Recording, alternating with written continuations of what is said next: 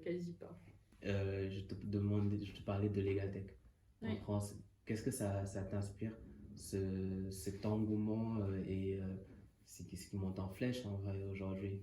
Qu'est-ce que ça peut apporter au droit, toute cette technologie qu'on rapporte, une brique d'intelligence artificielle, tout ce développement qui est en train de faire pour améliorer au final l'accès au droit?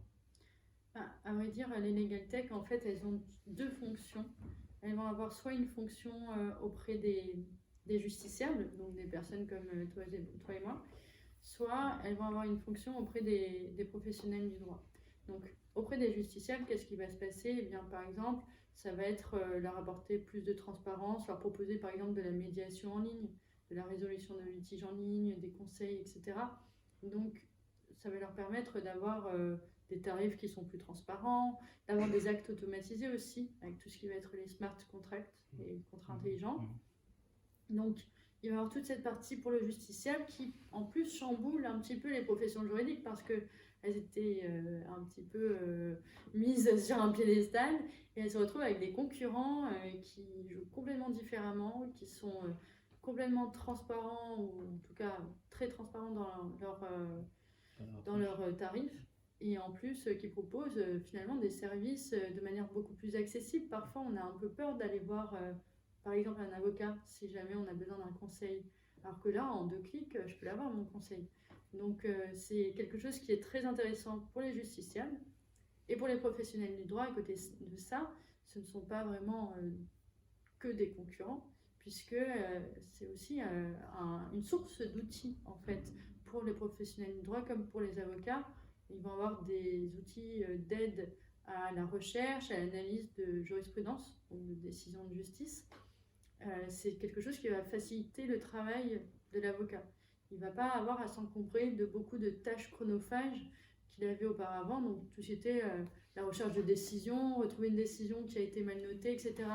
Là, on a des Legal Tech où on a simplement à déposer un jeu de conclusion et les documents sont scannés, les conclusions sont scannées et on a toutes les décisions qui sont issues de ces conclusions. Donc ça facilite beaucoup le travail de l'avocat qui va pouvoir, à côté de ça, se concentrer vraiment sur sa fonction de conseil.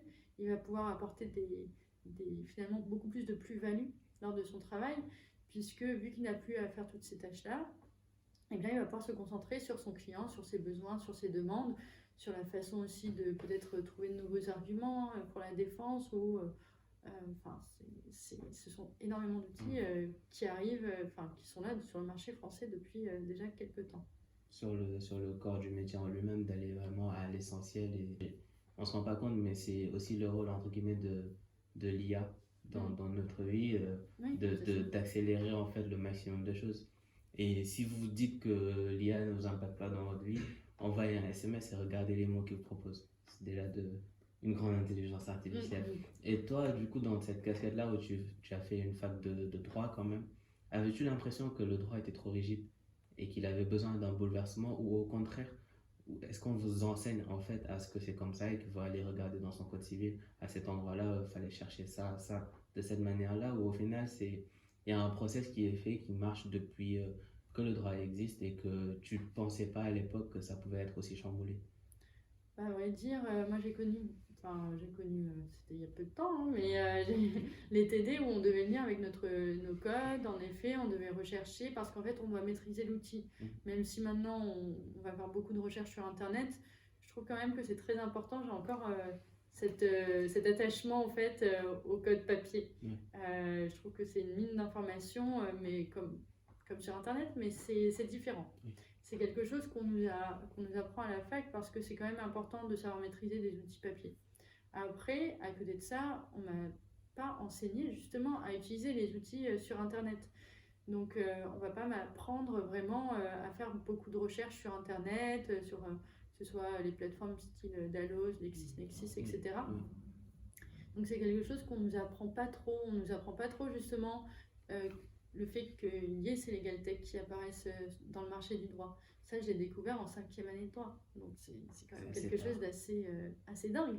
Alors que pourtant, c'est vraiment une révolution depuis les années 2010 en France, quoi. Donc, c'est quelque chose... ça reste rigide, le droit, Euh, Pas tout au long des études, mais en tout cas les premières années, je trouve ça assez rigide. Puis, en fonction de cet aspect, on peut découvrir que finalement, il y a des portes ouvertes pour qu'il y ait un assouplissement par la suite. En tout cas, oui, le domaine juridique reste quand même assez poussiéreux. Ouais. C'est vrai qu'on essaie de se réinventer, hein. Maintenant, on a même des avocats sur YouTube. Enfin, c'est vrai qu'on essaie un petit peu d'innover et je pense qu'avec la nouvelle génération justement de juristes, on va voir un vrai bouleversement maintenant parce qu'on a les outils, mais on a aussi les professionnels qui vont arriver sur le marché et qui seront pleinement conscients de toutes les capacités de ces outils-là. Et c'est intéressant ce que tu dis parce que j'avais pas encore envisagé l'impact de ces legal tech, mais peut-être que demain ça changera aussi la manière dont le droit est enseigné.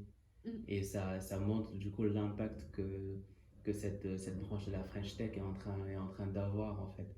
Je pensais juste que ça avait un impact sur comment on appliquait le droit, mais ça montre aussi comment c'est poussé et que franchement c'est très intéressant même si le droit en lui-même doit être d'une certaine manière rigide parce qu'il est fait, il est fait pour être juste, donc faut pas trop aller un peu à gauche à droite, mais le fait d'accéder la facilité à l'information, j'avais pas eu en tête que ça pouvait aussi aller jusqu'à changer la manière dont le droit est enseigné.